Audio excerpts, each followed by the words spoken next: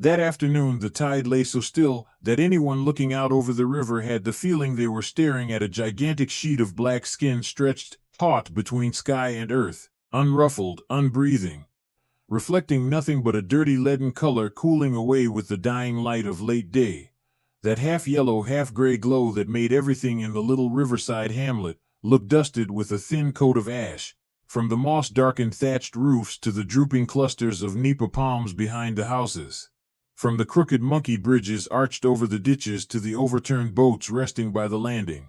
At the edge of the bank, the mud lay exposed in soft, sagging patches, some black as ink, some yellowing from rotted leaves long packed beneath the water and rising up again, and across that slick skin of mud tiny crabs crawled sideways, leaving behind twisting marks like the writing of something that was not human. From the nipa near the shore, frogs had begun to call in broken beats, scattered at first, then denser, layered over the crickets drilling in the grass, the cries of night herons echoing from the distant reed beds, and the caw of a crow from a dead mangrove tree at the far end of the hamlet.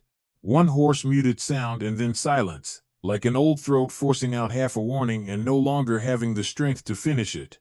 The whole hamlet slowly sank into that damp, dark, clinging sound of the river country at the hour when the day had just ended, but night had not fully agreed to arrive. The kind of sound so familiar no one noticed it, and yet once a calamity slipped inside it, every one of those noises would become a backdrop so horrifying that later, whenever the living heard them again, their throats would dry on their own. It was at that hour that Aunt Lai walked down to the bank, carrying a plastic basket of leftover cakes and fruit from a memorial feast at the head of the hamlet, her sandals slapping wetly with mud, her mouth still muttering curses about a nephew who had knocked over the rice pot at noon. She was not the kind of woman people turned to stare at when she stepped outside.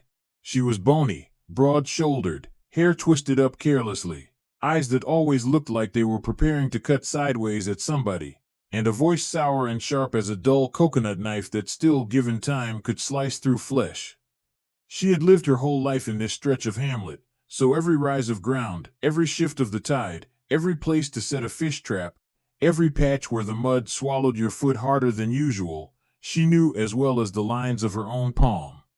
So when someone sitting at the landing called after her that the standing tide looked bad that evening and Sister Lai shouldn't wade too deep, she only curled one corner of her mouth without turning around, flicked back a curse about his filthy mouth, and kept walking. All her life she had believed in only two things: her own hands and feet, and her own stubbornness. Stories of water ghosts, mud spirits, wandering souls, hands dragging you under, she had heard them since childhood.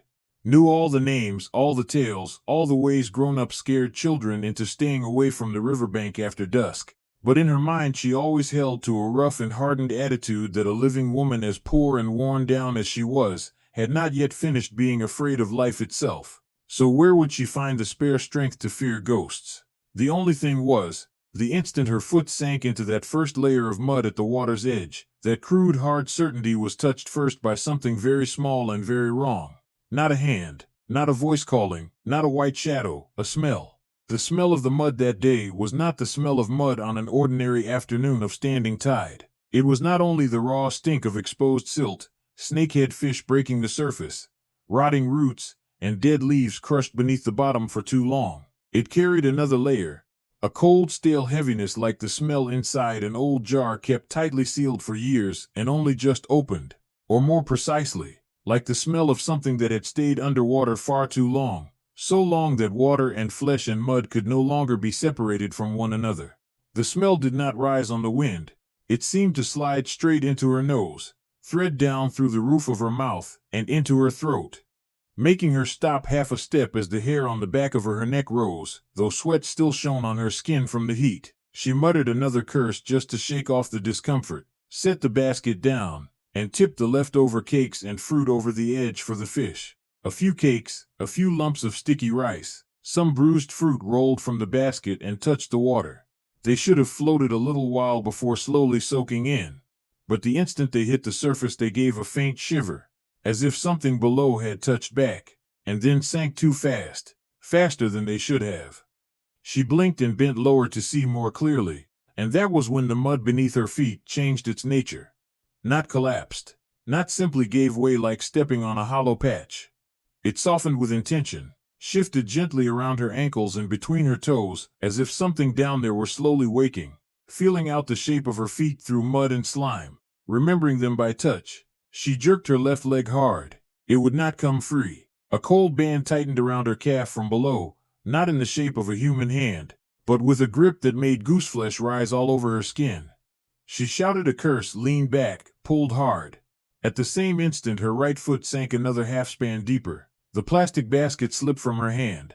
The rest of the cakes and fruit spilled out all at once, splashing muddy water up onto her skirt. The water in front of her, that water that had lain flat as dead skin all afternoon, suddenly trembled with small rings spreading one after another, as if too many fingertips were tapping up from underneath. She had not even had time to turn her head and cry out before the thing beneath the mud yanked once hard. She fell forward, face, chest, hands striking the slime bank. Cold mud rushed into her nose, and the first thing she felt was not pain but being stuffed. Something clamped onto the back of her neck, forcing her head down, and when her mouth opened by instinct to breathe and scream, mud water and a soft pulpy mass, sweet with rot and rank with decay, was shoved straight inside.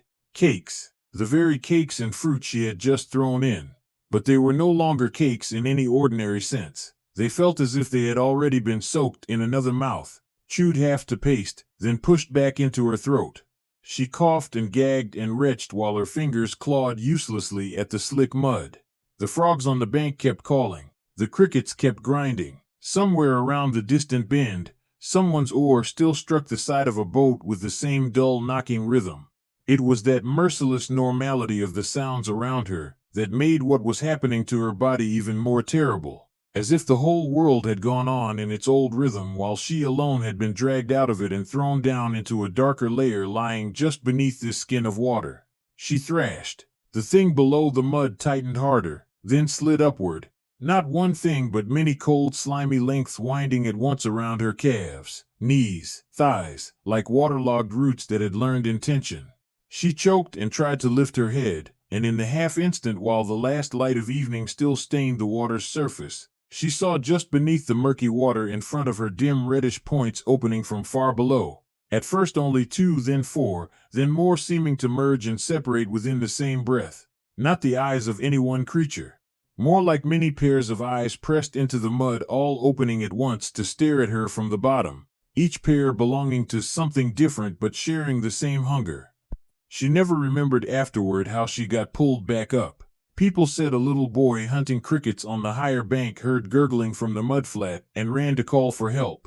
Some said it was old Sow rowing past, who saw her flowered skirt half submerged in the water. Others said she fought her own way up the moment the thing below let go. But her own memory was left only in broken fragments.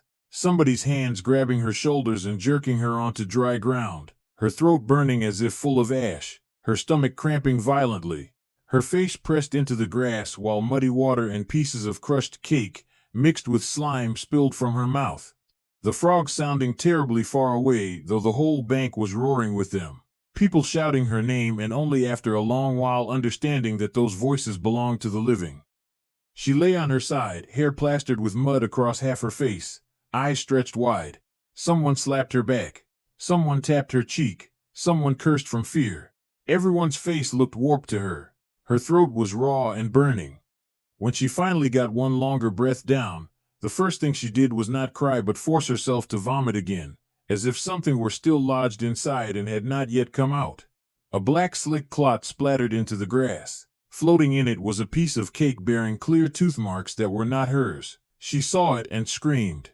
That scream split the riverbank open, sent birds bursting up from the mangrove thicket with wings beating overhead, and the crow that had cried before gave one more short call and then fell silent. That was when people truly panicked.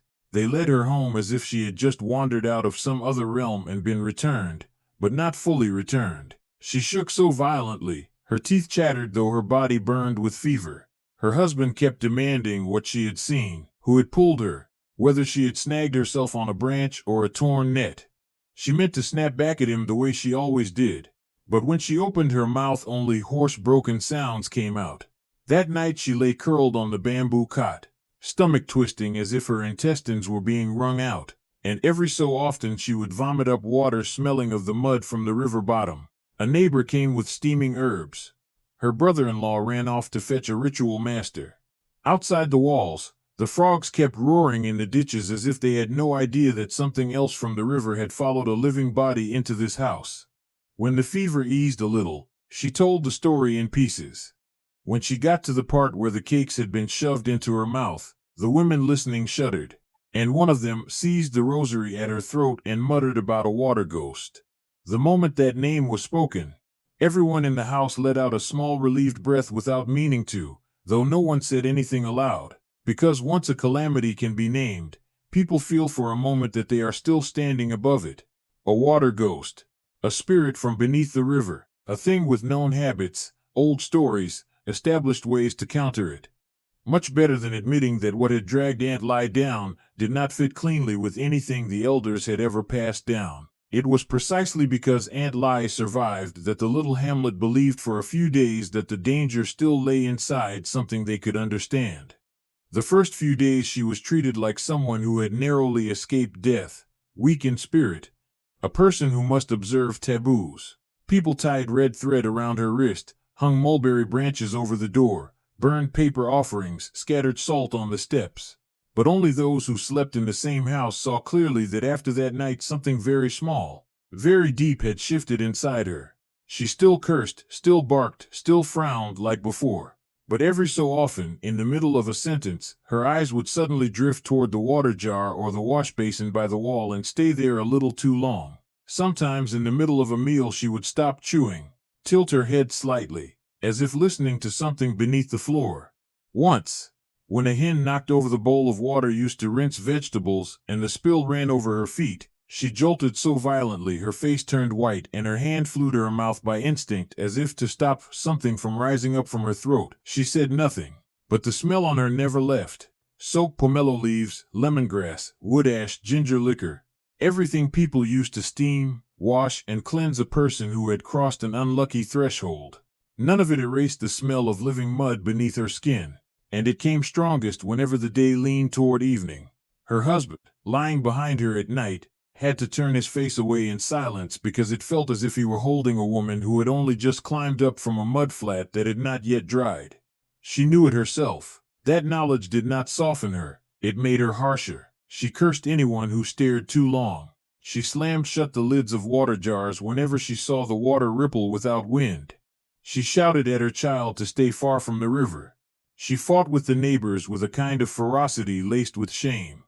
The marked always feel the mark on themselves first, and the more they feel it, the more they hate any gaze that might be able to see what they are struggling to hide. Tien watched his mother changing day by day, and he changed with her. He was 16, that age when you are not yet grown enough for people to stop calling you a child, but already strong enough to haul sacks of rice, push a boat, talk back to your father, and in your head the foolish pride of a boy beginning to feel he is no longer small has started to bloom. At first he was truly afraid of what had happened to her. He slept in the corner of the house and still startled awake each time he heard his mother retching black water in the middle of the night. He smelled the odor on her skin. He heard her during feverish sleep muttering nonsense, among which one line kept returning again and again. It shoved it in, it still shoved, enough to make his skin crawl. But fear at that age rarely stays still. Gradually it mixes with curiosity, and curiosity then mixes with the need to prove that you are not as weak as the adults around you who tremble at stories half real and half superstition. Thien heard every whisper drifting around the hamlet, that a water ghost liked to drag down blood relatives, that once it had touched someone, that house became a marker it could use to climb upward, that you had to beware the voice of someone you knew calling from the landing after dark. Those whispers made him both angry and fascinated. He began looking toward the river more often.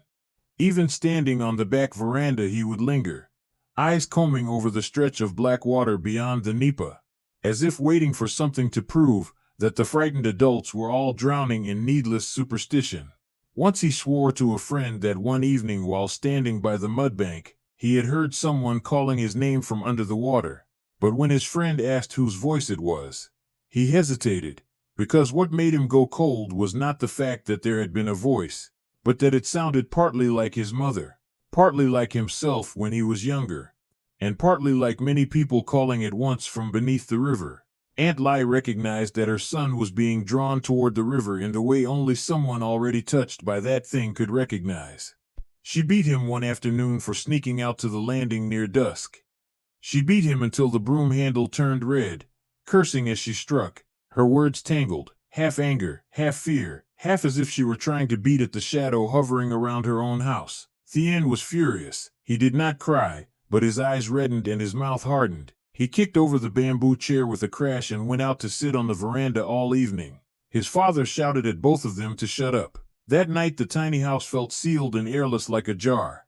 Outside in the ditch, frogs screamed. On the thatch roof, insects battered against one another in a dry, furious rustling. Aunt Lai lay with her back to everyone and did not sleep. Thien did not sleep either. And in the middle of those very alive sounds of the rural night, both mother and son heard a third sound, very faint, very thin, as if something wet were dragging itself along the outer wall behind the house. Neither of them spoke. Neither had the courage to say, "I heard it too." That silence was the first time the thing in the river truly entered the space between mother and son. It did not need to show itself. It only needed to make them both hear and make them both choose silence. Thin vanished on a night when the wind had died and the water was black as thick ink. There was no moon. The sky hung low. The air felt sealed, like the hour before a storm that keeps refusing to break. The frogs in the back ditch called so thickly and evenly that after a while the sound became hypnotic. Aunt Lai was sitting mending an old shirt for her husband, needle rising and falling, eyes every so often flicking toward her son who sat on the back step, plucking floating greens into a basket to feed the ducks the next day. She had already told him that once he finished he was to come inside. He said yes without turning around. The breeze from the river did not come in full gusts. It only pushed the smell of water into the house in tiny breaths. At first there was nothing. Then Tien tilted his head slightly. Aunt Lai thought he had heard her call, but she had not opened her mouth. He stood up, still holding the handful of greens. His eyes looked out toward the back garden, where there was nothing but tree shadows, banana clumps, and farther off the narrow path down to the water. "Who's calling?" he asked, softly but loud enough for her to hear. Cold ran through her at once. "No one's calling," she answered sharply. Thien did not reply. The way he stood still for half a second like that made her throw down the shirt she was sewing and lunge to her feet. "Thien!" she shouted. And at that exact moment the call came again. Not clearly in words, but close enough to her own voice that if someone else had overheard it, they would have sworn a mother was calling her son for real. A long, wet, thinning sound, T-A-N, as if pushed out through a throat full of water. Thien took another step into the yard. She rushed toward him, half a beat too late. It was as if he had been caught by an invisible thread drawn taut from his throat to the darkness beyond the garden. Her husband came running in from the front room, not yet understanding. She only had time to point and scream his name, but by then Thien had already launched himself down the narrow path, not exactly like someone fleeing, but like someone being dragged away by his own legs. The whole household and several neighbors, hearing the screams, ran after him. Oil lamps, bamboo torches, feet pounding over grass, frogs thrown into silence for one moment and bursting into noise somewhere else the next, all of it fused into chaos. Thien ran straight toward the river, through the nipa, over the sinking bank, as if he had no idea where his feet were landing. Aunt Lai came last, and still she screamed her son's name with a mad woman's voice. Later that cry haunted more people in the hamlet than any ghost sound ever could, because it was the most primitive thing of all. The voice of a mother who knew her child was walking toward the place where she herself had once been held, and knew that her hands were not enough to pull him back. At the bank, torchlight swept over the black standing water. Tien was somewhere out in front but no longer visible. There was only the sound of water parting softly and closing again, like something heavy being pulled under. One man made to leap in, but the oldest boatman in the hamlet yanked him back and shouted, "Do you want all of us dead together?" Aunt Lai heard none of it. She dropped to her knees in the mud, digging and clawing with both hands as if she clawed fast enough, she could pry the bottom off the river itself. And then, at the very moment when everyone was nearly frozen by helplessness, the water 4 arm spans from the bank began to bubble, not violently, not white and foaming, just clusters of thick black bubbles swelling up, bursting, reeking. From beneath that spot Thien rose. No, more precisely he was spat up. The body broke the surface with a short, violent thrust, shoulders, head, back arched upward, then fell with a slap near the mudbank as though something below had shoved him away. His hands clawed at the mud a few times in blind reflex. The men rushed in, one grabbing his shoulder, one his hair, one hooking arms under his armpits to drag him onto the bank. Thien was strangely heavy, heavy as if the water inside him were not normal water at all but a dense thin mud. They laid him on his side. His mother threw herself down and cradled his head. "Thien, I'm here, breathe, son." He coughed once, violently, and then from his mouth, from his throat, from deep inside his cramping belly, something black came surging out. At first everyone thought it was intestine. A woman behind them shrieked. But human entrails do not move that way. They do not twist together in that thick slimy way like wet hair matted with mud. It was about the length of a forearm, with tiny filaments fraying off it, some stretches stiffer, and in places pale membranes flashing whitish like tendon or skin. Most terrible of all, it did not lie dead. It slid out of Thien and still kept faintly contracting, as if every part of it still remembered some larger rhythm it belonged to down below. Aunt Lai saw it first and let out a scream as if she had seen something torn out of her own chest. Thien made one last tiny sound then, like he was trying to say "ma," but the word never fully came before his head rolled to one side. The whole mudbank filled with crying, swearing, and the frogs in the grass beyond, which had seemed for one instant to fall silent, rose again louder than before, as if the sounds of the natural world were trying to cover over what had just happened. The black tangle pulled from inside Thien lay on the wet grass for nearly 2 watches of the night after that, and no one dared touch it. The first ritual master arrived. He came, looked once, and his face changed color, though he quickly buried it beneath the practiced tone of his trade, telling women and children to stand back, telling them to scatter salt, burn offerings, prepare rites at once. Someone asked what the thing was. He answered vaguely, some foul energy in the corpse meeting the mudwater. The answer sounded false enough that even the most frightened heard the lie in it. But they needed him to give it some kind of name more than they needed truth. His deliberate dishonesty gave them something to hold on to. So the funeral was prepared. Thien's body was washed, dressed, laid on planks. Aunt Lai writhed and fainted. Her husband moved like a man whose soul had been scooped out. The black tangle was covered for the time being with an old woven tray, and the ritual master said they would deal with it in the morning. Only by morning the tray was still there, but beneath it there was nothing. No clear drag mark, no footprints, no rain in the night to blame it on being washed away.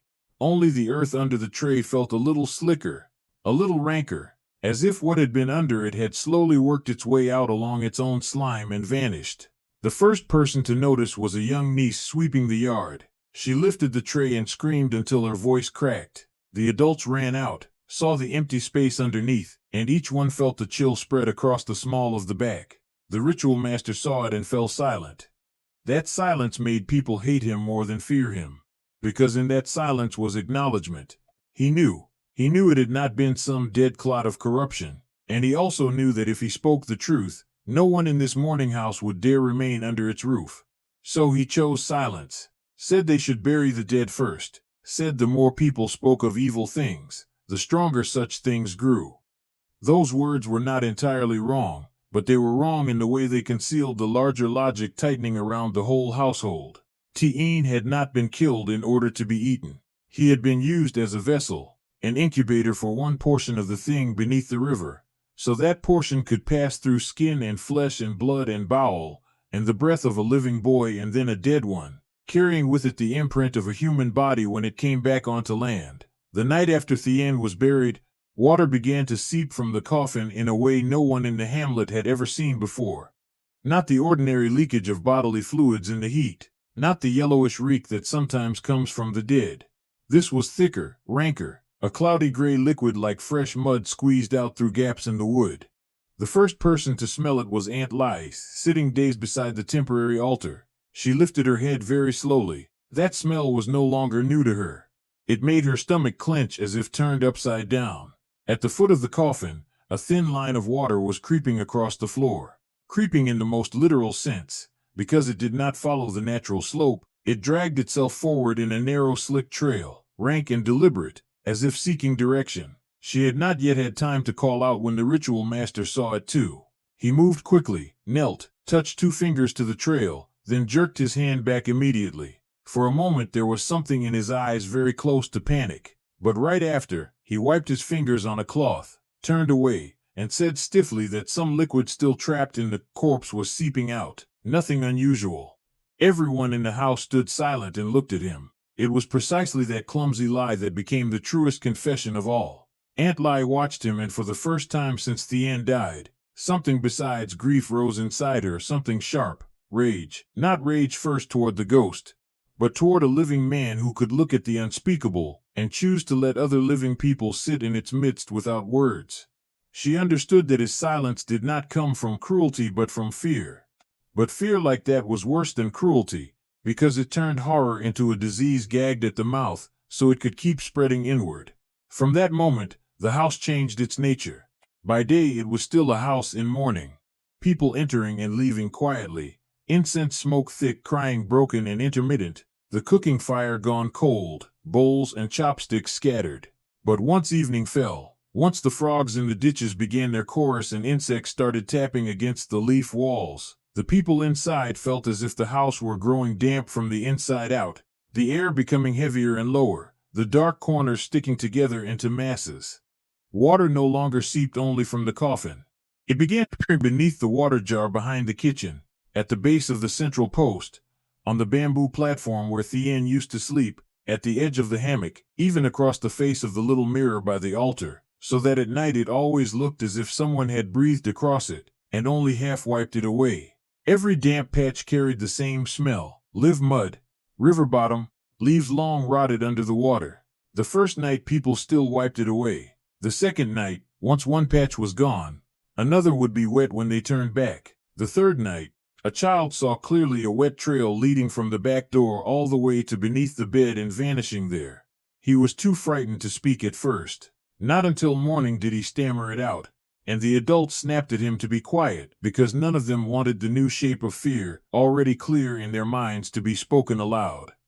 The more he was silenced, the quieter he became, but from then on every night he heard beneath the bed a tiny sound, as if wet fingertips were touching the earthen floor and lifting again, touching and lifting, over and over, steady and patient. One day the sickly cat that used to circle Aunt Lai's kitchen suddenly stopped in the middle of the yard, arched its back, fixed its eyes on the back door, and let out a long hissing cry that made everyone's hair stand up. The next day they found it stiff in the wet grass, no bite marks on it at all, only its belly drawn inward as if something had sucked it empty from within. Aunt Lai was slowly being broken inside her own house in a way that was not loud, and for that reason more merciless than choking. At first she still cursed anyone who looked at her too long, cursed the ritual master, cursed the hamlet, cursed her husband who kept turning mute like a block of wood, cursed the ghost to show itself openly if it had courage and stop with all the slick cowardly games. But gradually the curses thinned out, not because she had calmed down, but because the energy required to keep herself anchored among the living by sheer anger was running out. She stopped sleeping. Every time she closed her eyes, her throat remembered the feeling of being packed full of mud and cake. Some nights she woke in the dark because she heard Tien's sandals dragging outside the veranda. Slap, drag, neither quick nor slow, passing the room door and stopping there. She would lie rigid, too afraid even to breathe, waiting for someone else to hear it too and leap up. No one did. There was only the roar of frogs beyond the ditch, banana leaves whispering against each other, and that dragging sound moving on toward the back door. She did not dare speak of it until daylight. Her husband looked at her with eyes that held both pity and exhaustion. It was not that he disbelieved her. He had simply begun using weariness as a shield. A man in such circumstances, if he let himself truly believe every horror gathering around him without any way to solve it, would shatter. So they choose to believe halfway, choose to harden, choose irritability, choose silence. Her husband's silence became a wall that left her more alone than the ghost itself. She needed someone to confirm that she was not losing her mind. But each time she said, "I hear it, I smell it, I feel water at my feet," he would frown and mutter, "Don't say those things in front of the children or you imagine every little thing." Not because he despised her, but because he knew that if he ever admitted "I feel it too," the whole house would collapse at once. That masculine need to preserve one last piece of firmness made him betray the truth, night after night. And with every betrayal she withdrew another step away from him. The people in the hamlet began to avoid the house more openly after an evening when a child said he heard Tien laughing beneath the monkey bridge. No one openly cast the family out. But the ways a village avoids you are crueler for being quiet. Those who had sat late into the night before would now make excuses and leave before dark. Fish sellers passing by did not stop to chat. Children were forbidden to run through the front yard. The story of that house, at first one of sympathy, gradually turned into taboo. A house marked by a savage death. A house followed by water. A house into which a ghost from the river had climbed. The more the community drew back, the more the family inside was forced closer together in a suffocating tension.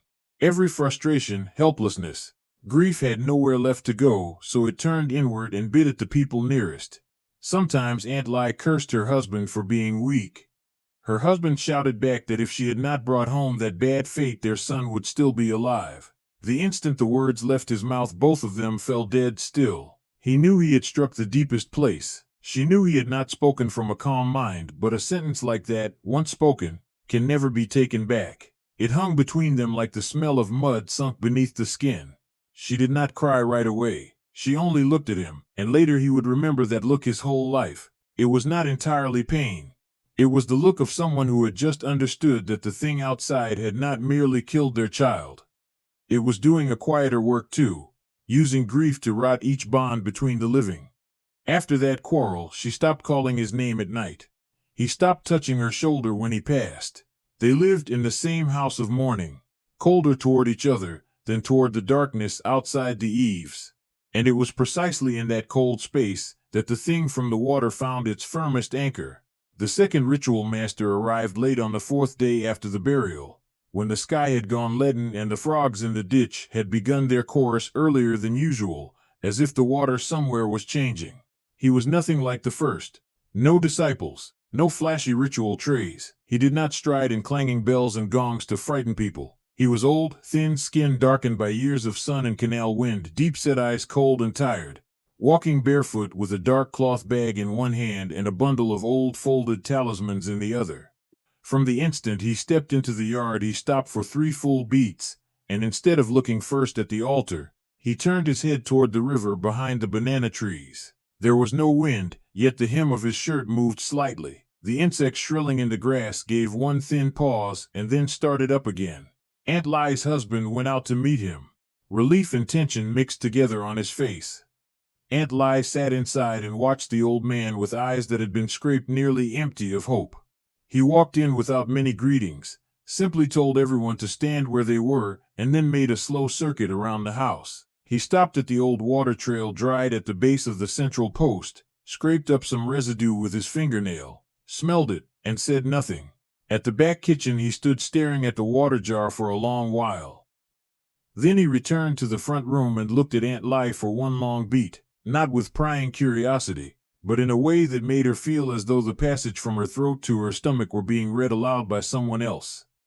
Then he spoke his first words. "There are 2 things in this house," her husband blurted at once, voice both harsh and desperate. "2 ghosts?" The old man slowly shook his head in a way that was almost infuriating. "It sounds like 2. Really, one thing is splitting apart." That sentence made the whole house sag as if someone had smeared cold mud over it. It was far worse than confirming that there was only one spirit or 2 separate ones. Because if there had been one, people could still imagine some way to fight it. If there had been 2, at least they could imagine dividing the danger. But one thing splitting apart meant that all the categories they wanted to cling to had been wrong from the start. Aunt Lai sat still, hands twisting her shirt. A thought sharp as ice came to her almost at once. The missing black mass, Thien's death, the water leaking from the coffin, the slick trails in the house, all of it was one process, not separate hauntings. The old man questioned them carefully. Aunt Lai told again how she had been dragged beneath the mud. When she reached the part about being forced to swallow the cakes, he gave the faintest nod, as if a missing piece had just snapped into place. When he heard about the black tangle hauled from inside Tien and then vanished, his eyes darkened. "You didn't burn it?" he asked. No one answered. Not because they had not heard, but because shame had become too heavy.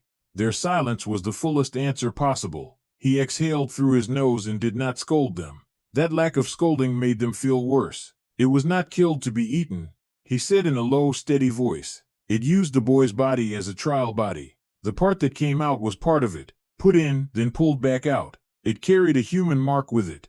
No one in the house fully understood the sentence with their minds, but everyone understood it in the animal core of themselves. And that instinctive understanding chilled them to the bone. The old man wasted no time offering comfort. We catch it tonight. If we don't, soon it won't be just a thing that drags people into the water anymore. That statement extinguished the last foolish hope that keeping away from the river would be enough. Her husband blurted, "In the house?" in a voice that still wanted to reject it. The old man nodded. "It's already in the house." Then he gave the order that made Aunt Ly's husband flare with anger. "Open the back door. Uncover the water jar. Tear down the old charm stuck around the walls. Sweep away the mulberry branches and salt at the threshold." "Are you mad?" her husband shouted. "That's the same as inviting it in." The old man looked at him with the weary stare of someone far too used to saying what no one wanted to hear. "I am inviting it in," he answered, "because it's already in. You just haven't had the courage to look at it while it's here." The sentence "it's already in" struck Aunt Ly like a hammer.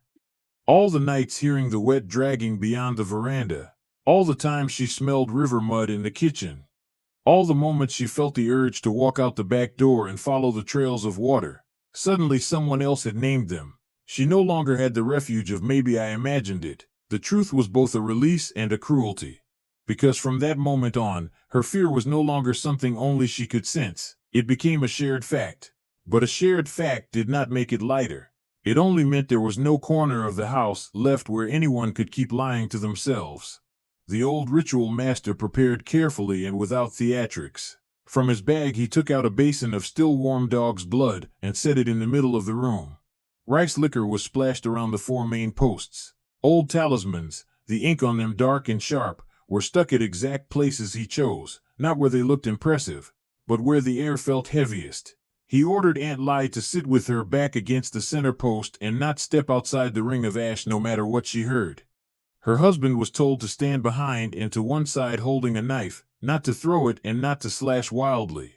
The instructions sounded not unlike any ordinary exorcism, yet the atmosphere in the house that night was unlike any ritual the hamlet had ever known. No one spoke loudly. No one cried prayers in panic. The frogs in the ditch outside thickened into one unbroken wall of sound. The crow from the mangrove at the far edge of the hamlet called, now and then, in a rasp like a throat being squeezed. The faint wind scraped along the banana leaves. The river beyond lapped at the grass. So softly it sounded as if someone were sucking at the bank one mouthful at a time. And together it made the house feel as though it had been set inside the mouth of something waiting to close. The insects in the yard droned into a thin but dense layer, so dense it felt as if one poked a hole through it, darkness would pour in. The old man sat cross-legged and began the chant. His voice did not snarl or howl or perform. It was low and even, like hammering invisible nails into the floor one by one.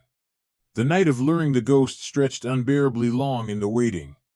Waiting was the true horror, because it gave the mind enough time to build shapes worse than the truth. The first 10 heartbeats, nothing happened. Only the chant, the frogs, the wind. Aunt Ly's husband began to feel stupid, standing there gripping a slaughtering knife inside a house heavy with incense and dog's blood, waiting for a thing he did not even know would truly appear. Aunt Ly felt the opposite. Every heartbeat of stillness made the muscles in her stomach draw tighter, because she knew too well the kind of quiet that comes just before the thing gets near. The whole house felt as though it were slowly being lowered into an invisible damp cold. Sweat on the back of her neck did not trickle, it only stayed stuck there. The steady chant suddenly reminded her of the whispering under the mud the night she was dragged down, long and unwavering in the same way. Then the smell came. No wind, no footsteps, no white shape, just the smell. Mud, rot, the odor of something that had stayed underwater too long, passed through too many corpses, too much mire, too much weed and root to belong clearly to any one thing anymore. The smell entered before the body, with the arrogance of something that knew it did not need to show itself completely in order to terrify the living. Aunt Ly recognized it at once. Her face went pale before she saw anything.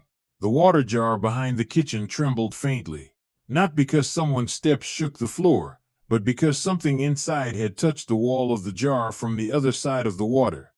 The basin of dog's blood in the middle of the room began to bubble gently, bubbles darker than the red surface itself. Her husband squeezed the knife handle until his joints hurt. The old man's chanting quickened. A trail of water appeared at the back threshold, as if someone had thrown down a fistful of wet hair and was slowly pulling it inward. It did not rush. It crawled, twisting, leaving behind a slick, glistening trace.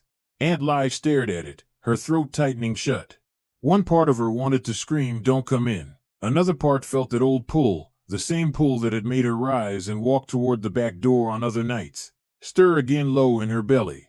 And in that moment she understood that the mark the old man had spoken of was no metaphor. Some part of the thing really was still somewhere inside her, some place that responded when it drew near. Then it stood inside the house. No one saw the instant it crossed the threshold. There was only a point after the smell, after the water trail, after the slight trembling of the jar and the blood beginning to bubble, when the air in front of them thickened, darkened, and something had taken up space in the middle of the room. The living recognized that presence through their skin before their eyes. Hair rose on their arms, their ears rang, their jaws locked on their own. The old man kept chanting, but his eyes had fixed on the center of that thickened dark. The form rose out of it without the wholeness of any creature. One head surfaced first, as if made from a burst of black mud bubbles gathering themselves into shape. It was not a fully human head. Wet hair plastered across it, one cheek smooth with slime, eye sockets hollowed deep, and a mouth twisted as if someone had pulled it half off its rightful place. Before anyone could cling to that and say it had a human shape, another head pushed up close against the shoulder of the first, lower, flatter, like a different face pressed and fused into the same lump of muddy flesh. Two heads, but not balanced. Not like a folk tale or a ghost used to frighten children. They overlapped, slipped, half merged, giving the eye nowhere to rest. Beneath them was a body no one could say what it was made of. Some stretches were packed mud holding itself in the contour of a body. Some showed pale human skin swollen and bleached by long immersion. Some bristled with black stringy matter, part hair, part riverweed, part shredded intestine. It did not walk, it dragged itself. Not like an insect, but like something assembled from too many different pieces, each section having to decide how to move before it could pull the whole forward. That dragging gave the whole house the sound of the earthen floor groaning faintly under a weight that no longer belonged to one being. But the shape was not yet the worst blow. The true blow came in sound. Ma Tien's voice, not similar, not a crude imitation. The exact cadence, the exact youth in it, the slight break after the final consonant. The way a boy that age calls to his mother when hurt, when needy, when frightened. It did not merely steal the voice, it stole the memory inside the voice.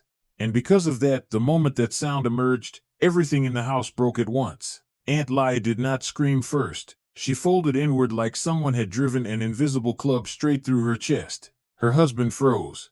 The knife in his hand dropped 1 inch. The old ritual master's chant faltered for exactly 1 beat. 1 beat only. But enough for him to realize that he had misjudged the most dangerous part. He had thought what had come onto land was the weaker part, the newly split part, the unfinished part. But that unfinished thing was precisely what made it more terrible, because it needed the living more, understood the softest places in the living more, knew how to use the voice of a dead son to break human will faster than any claw or fang. Ma, it called again, softer this time, thinner, like a sound pressed through many throats at once with Thien's throat nearest the surface. Aunt Li lifted her head. Tears did not pour. Her eyes were dry and burning, open too wide, her mouth parted like a woman who had just heard her dead child calling from inside a coffin. Her husband lunged and grabbed her shoulder. "Don't," he said, but the don't was weaker than the smallest wind, because even in him, in the most cowardly and wounded chamber of himself, the voice had already driven something in. He did not run toward it only because he was not the boy's mother. There was nothing in Aunt Li's life strong enough to block the reflex built over 16 years of answering her child's call. She tore free. He missed his grip. The old man shouted, the first true panic in his voice.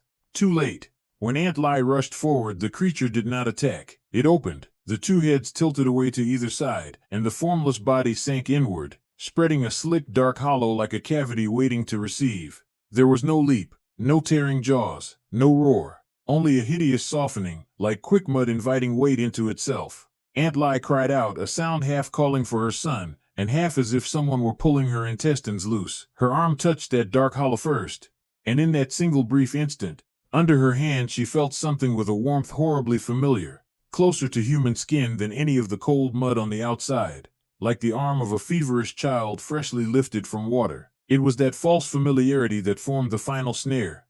She embraced it, and the embrace was no embrace. It was absorption. It was assimilation. It was a swallowing that required no teeth. The entire mass of the thing softened downward and closed around her exactly the way deep mud closes around a person who slips, only faster, more deliberate, and more poisonous because it had learned to mimic the human gesture of receiving someone in love. She was not bitten first, not torn first. She was taken in by an embrace in the exact form a mother might use to hold a child after long absence, except that the embrace became suction at once. Her husband lunged in and slashed. The blade cut across one shoulder of the thing, slicing away a flap of pale skin mixed with black mud, but the flap did not fall free. It slid, dissolved, and smeared itself into another part as if that body had no concept of injury the way living creatures do.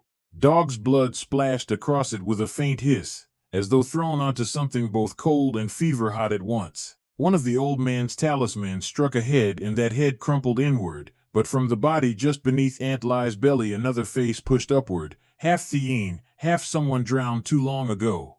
The thing did not fight the way a ghost fights. It redistributed itself. One part struck, another part took its place, like water cut by a blade. Ma. Tien's voice still came from it, now right against Aunt Lai's ear. That was the final brutal revelation, the point where everyone in the house understood too late. It did not kill in order to eat. It kept something back in order to call. It needed to draw people in with what was most intimate to them, then use the shape of familial embrace as the form of assimilation. Because once Aunt Lai had rushed willingly toward it, had wrapped her own arms around the outermost part of it, then the final distance between victim and entity no longer existed. Her husband caught her wrist. For one brief beat he truly managed to pull her back half a span, and that touch haunted him the rest of his life. The skin of his wife under his hand was no longer wholly human skin. Softer, colder. Beneath it were countless small slippery filaments writhing under the surface, seeking the path into his own palm. He flinched so violently he nearly let go at once from sheer horror. Aunt Lai turned and looked at him. It was the cruelest moment of that night, because she was completely conscious.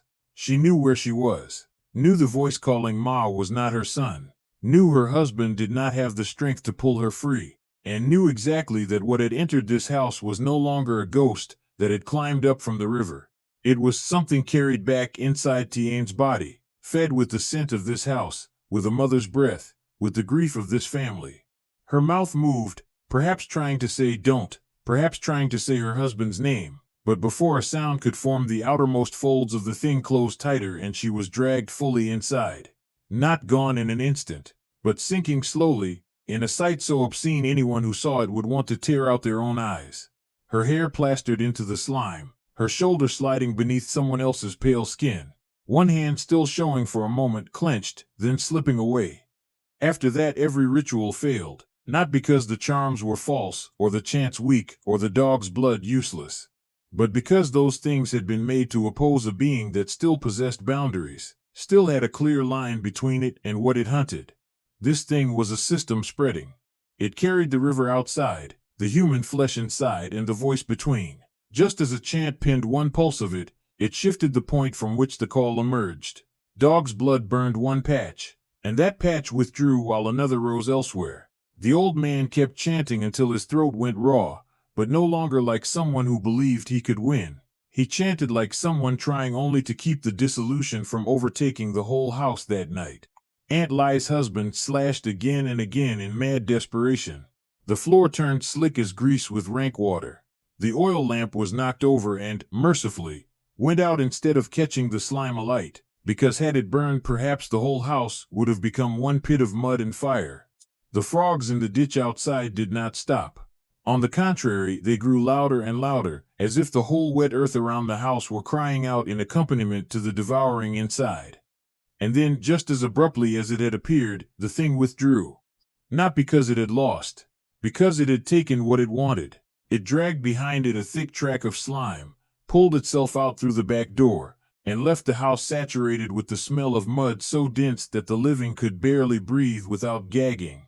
Her husband made to rush after it, but slipped at the threshold and slammed face first into the wet floor. By the time he looked up, the yard held only a twisting trail of water leading through the back garden, past the banana trunks, cutting over the grass, then drawing itself toward the narrow path down to the river.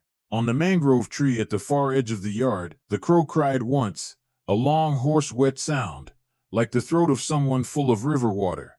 The old ritual master remained kneeling in the middle of the house, both shoulders hanging low, and for the first time he looked exhausted and old in a frightening way. He did not look at the spot where Aunt Lai had disappeared, perhaps because he knew that if he looked too closely, he might still see some trace of her not yet fully gone, and that sight would leave him unable to speak over whatever remained of his life. The next morning people came. There was no body, no blood sprayed everywhere, no obvious signs of a violent struggle beyond knife marks in the posts, skid marks on the floor, and the basin of dog's blood dried into dark clots in the middle of the room.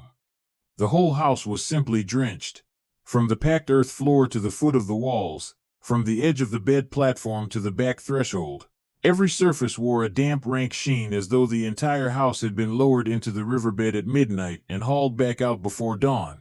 The smell of mud lived in every object, every bowl, every mat, every shirt hanging on the line, and a water trail led plainly from the center of the room, wound through the back door, cut across the yard, then vanished down the path to the riverbank. The trail was not wide, but it chilled people more than blood would have, because blood, at least, means a struggle that happened and ended. This water trail looked like the handwriting of something that had passed through and made no effort to hide its route, as if it wanted the living to know the way. People crowded in the yard without daring to step too far inside. Aunt Lai's husband sat right on the veranda, face blank as flood-flattened earth, his right hand still clenched around the knife handle so tightly that it took 2 men to pry his fingers loose one by one. The second ritual master did not leave immediately. He made one more slow circuit of the house, as if searching for something he knew had been left behind, and he found it in the one place no one wished to kneel and look, beneath the bed, a black lump, small, slimy, contracting faintly, hidden deep in the shadows. It looked at first like a wad of wet hair matted with mud. But when a slant of light came through the wall crack and touched it, everyone saw it twitch once, softly, as if an extremely tiny chest were breathing. Not steadily, not strongly. Just one brief contraction, one release, patient and quiet, exactly like the contractions of the black tangle once pulled from Thien's body on the bank.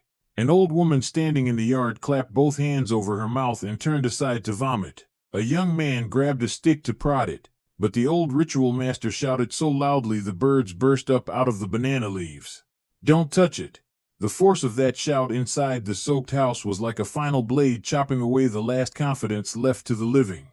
Because just from the way the old man looked at the black thing under the bed, everyone understood that the most terrible part did not lie in what had been lost the night before.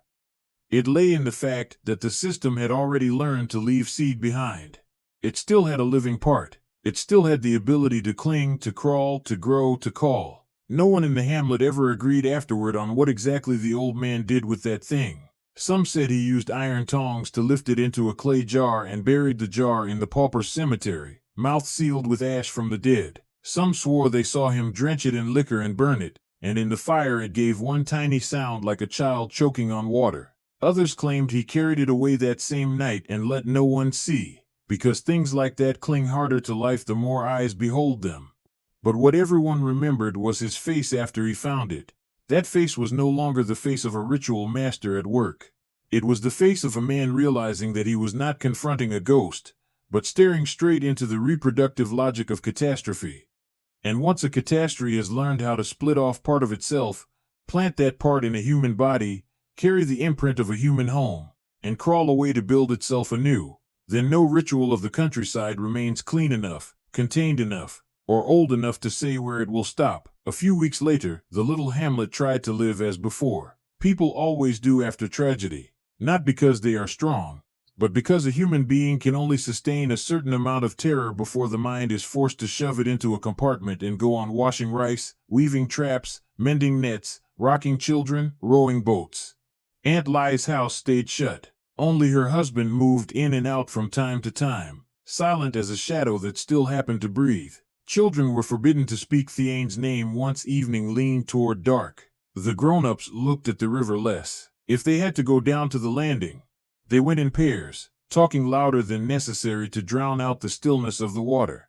But outward normality is never healing.